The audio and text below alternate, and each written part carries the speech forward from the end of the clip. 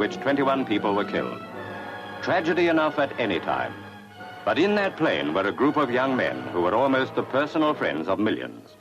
Manchester United, the finest soccer team Britain has produced since the war. And 7 of them died in the crash. 10 others, as well as their famous manager, Matt Busby, were injured. Some so seriously that their lives hung in the balance. Busby's babes, as they were affectionately called, were on their way home from Belgrade when the disaster struck. They were on top of the world. Their 3-goal draw with Yugoslavia's Red Star team had put them through to the European Cup semi-finals. They had high hopes of the English FA Cup. Now those hopes are snuffed out, like the lives of 7 of their finest players. Matt Busby needed all the strength of character he had acquired in the Lanarkshire coal mines, not only to come back from the edge of death, but to find the determination to start all over again. Wanted a lot of getting over, and it took a long time to do that. They're an age 21, 22. Sadly, the years ahead of them, and it was cut down with this terrible tragedy. So this meant a terrible thing to get over. Webster runs in and shoots. Hopkinson can't hold it, but Higgins tips it away. The team itself recovered more quickly. Manchester United contested the 1958 FA Cup final against Bolton Wanderers. And although they lost 2-0, they had re-established themselves as some kind of force in English football. You're talking about the father figure of most managers, of all managers, if you like. You know, to survive the Munich disaster was a miracle, and for him to come back from that and be the man he was, and the creation of the Manchester United teams, and the dreams, and the players they've had there, the development of their own young players, the purchase of the players, which means you're a shrewd judge of a player. Matt was a superb, good temperament, allowed players to play, managed with a velvet glove, I think. Was a kind man, generous man, beautiful man.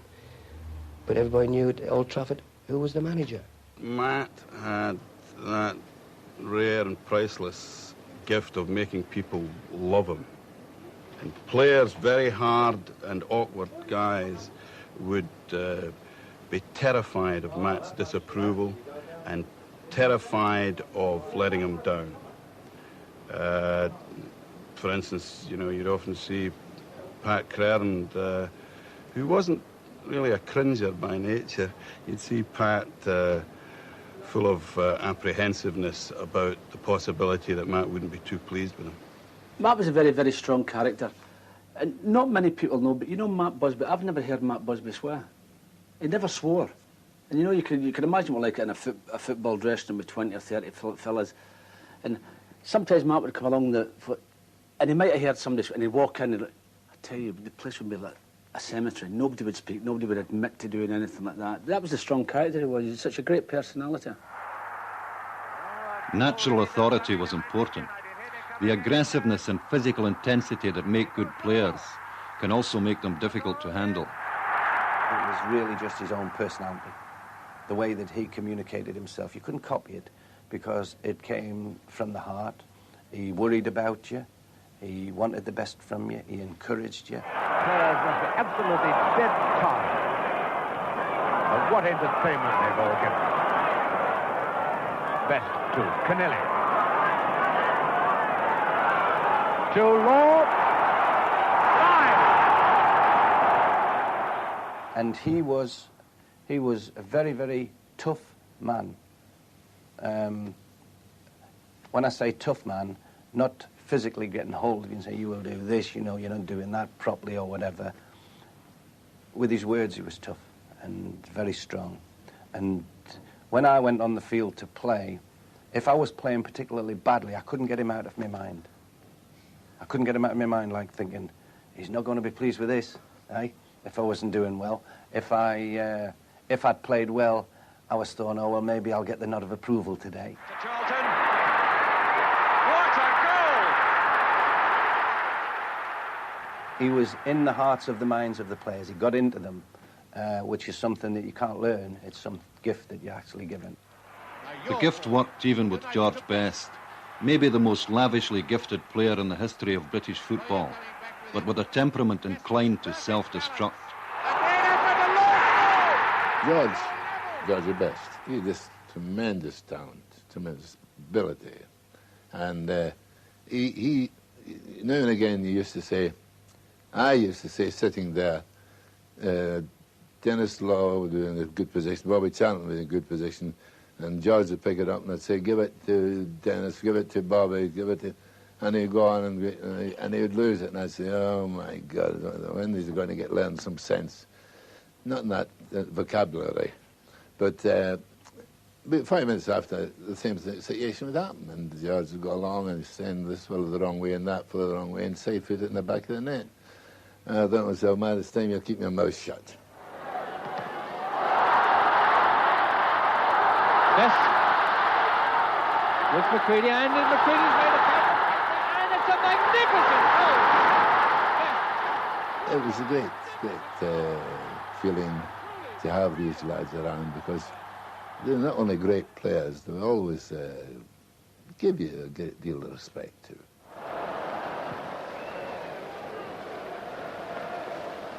Now Ben, oh, he's got a great shot! Oh, he must! He has! Get right behind Manchester United, and now he's a goal! Charlton in the middle, so to his Aston. Charlton, another! He's got another! When Manchester United beat Benfica to win the European Cup, the euphoria was understandable. Many people felt that a tragic plane crash had made the presentation 10 years overdue. Matt Busby and his players had overcome more than opponents to bring the cup to Manchester. I think he is Manchester United. I think that's the main contribution, because there was nothing. When you look at the stadium outside there now, there was nothing here in 1945-46. A bombed-out shell. And look at it now. What he set out for Manchester United to be communicated itself to me, communicated itself to the players, and it's communicated itself to the people that have followed, which is a great tribute. And nobody at this club underestimates what his contribution was to Manchester United. He's in the brickwork. I don't think I'll ever lose the appetite for it.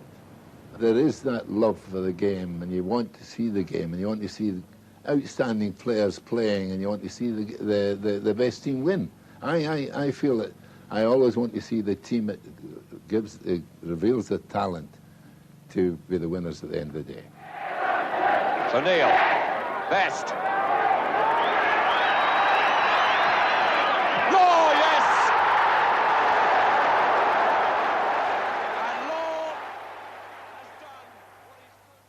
Anyone who couldn't see uncompromising integrity in Bill Shankly's face couldn't see. He had a passionate commitment to the importance of the game and what it meant to its supporters. And it was in the closing stages. And Matthews was having a birthday that day, you know, as he could do against anybody. And he had beaten one of his opponents on the far side. And I was making a beeline, of course. I was a sweeper up as well, long before they talked about sweepers up. So I was making a beeline for Matthews when, as I got past the faraway post, he hooked it over my head. And Tommy Lawton came in, and he lashed it in the net with his head. And I remember the noise the ball made, swishing against the wet net, you know. And he said, get in, you know, and I heard him saying this. And I thought, a lump of cement had fell into my stomach. Yeah. And the net was swishing with noise, you know. Bloody awful it was. Terrible sensation. But a gunner would have shot him. Bill was a vastly different man from Matt Busby, but they did have quite a lot in common. For a start, Bill was also capable of making players love him and justifying the old corny line about making men willing to die for him. He also had great judgment of the basics of the game. He knew when people could play and when they couldn't play. He had a habit of telling those who couldn't play in fairly dramatic terms. Like, I'm told that after he had bought Tony Aitley for about 90 grand or something like that, he saw him out in the training ground, called him over and said, "Here, big fella," he said,